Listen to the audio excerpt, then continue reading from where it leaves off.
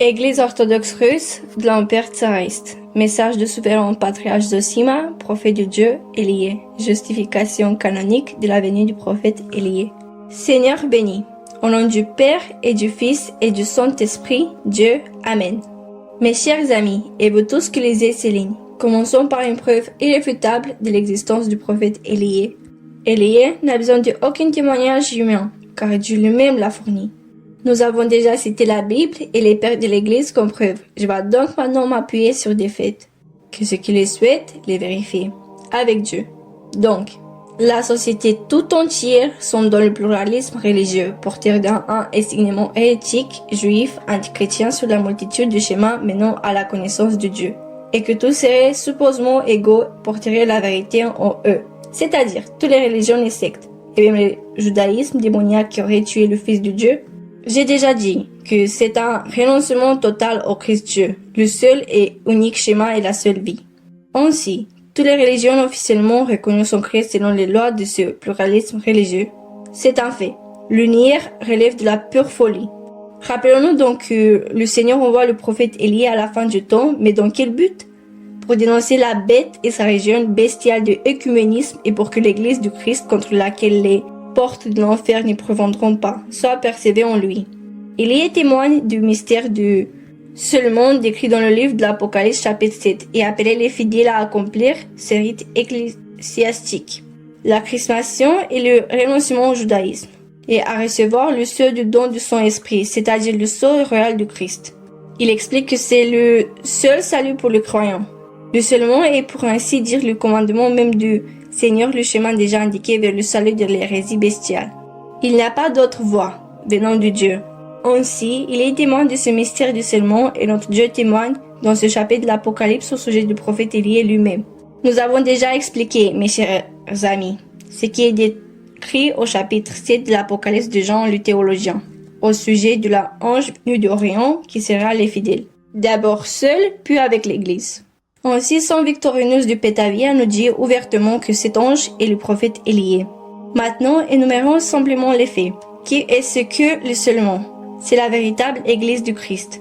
C'est l'expiation par le sang du Christ, c'est-à-dire qu'il n'y a des communions nulle part en dehors de ceux qui sont scellés. Ce sont les seuls qui combattront la bête et le dragon diable. Voici la preuve qu'Élie recevra trois onctions, la royauté, le sacerdoce et la connaissance prophétique. C'est le seul moyen d'échapper aux griffes de la bête, la seule porte du salut face au pluralisme.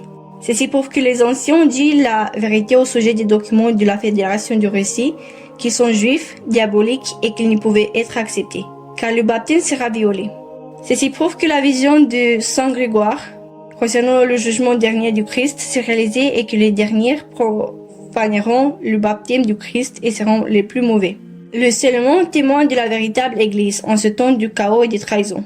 Ceux qui sont scellés démasquent la prostituée, c'est-à-dire les traîtres aux religions officiels qui se font passer pour orthodoxes mais vivent dans le pluralisme. Leur coupe remplie d'abominations et d'impuretés. Apocalypse 17. Ceux qui sont scellés sont ceux que Dieu a appelés à sortir de cette prostituée du traître, à se repentir et à rendre à cette prostituée une double vengeance. Apocalypse 18. Le seulement séparera les gens entre les fidèles et les infidèles. Le seulement est la dénonciation de la bête et de tous les traîtres impies. Le seulement est le cœur de la confession du dernier chrétien. Le seulement est le dernier sermon du Saint Évangélie, car ceux qui vivaient dans le pluralisme des multiples voyaient ont renoncé à la vraie voie de Christ. Ceux qui seront scellés vaincront la bête et sa marque infâme. Ceux qui sont scellés sont les martyrs et les confesseurs des derniers temps. Ceux qui n'ont pas accepté le seulement se retrouvent avec la bête, car il n'y a pas d'autre schéma venant de Dieu donné aux fidèles. Dieu lui-même en a témoigné dans la Sainte Apocalypse. Par conséquent, tout autre schéma est celui de la bête. Pendant plus de 2000 ans, le mystère du seulement a été caché aux hommes, et celui par qui ce vrai schéma est révélé et lié. Ceci est un témoignage de Dieu. Et le Seigneur protège aussi Élie de l'écuménisme, des documents juifs et du pluralisme, afin que lui, son baptême et toute l'Église, contre lesquels les portes du séjour de mort ne prévaudront point, soyez préservés.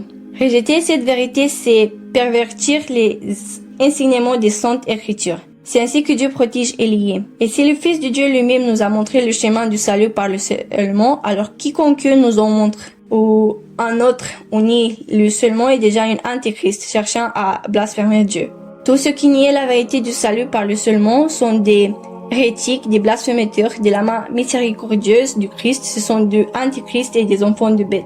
Quiconque entend parler de seulement se trouve déjà confronté à une choix, car le seulement est une épée à double tranche qui sépare les brebis du Christ des bugs.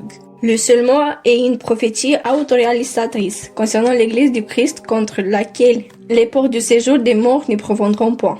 Ce sont ceux qui n'ont pas été souillés par les femmes, c'est-à-dire par les diverses hérésies du pluralisme. Les seuls honoraient la souffrance du Fils de Dieu, tandis que ceux qui le rejetaient démontraient par leurs actes, même qu'ils n'ont pas été rachetés par le sang du Christ. Le ciel sont les enfants de Dieu, mais hors de eux, ce sont des voleurs et des brigands voués à la bête. Lorsque le Seigneur révèle le mystère du seulement, les hommes sont alors appelés à faire un choix. Ce mystère est révélé du temps d'Élie, par Élie lui-même et au temps de la bête. Le seulement est le seul moyen d'échapper à la bête de l'Antéchrist. Il est la porte du salut pour ceux qui, dans les illusions juives. Voilà ce que est le sang seulement. De plus, notre Seigneur a si puissamment et si fermement lié lui-même à cette vérité des Écritures que tous ceux qui rejetaient l'ont seront contraints de renoncer à la foi à la sainte Apocalypse de Jean et à la Bible, notamment au passage qui parlait des liés et des temps de la fin.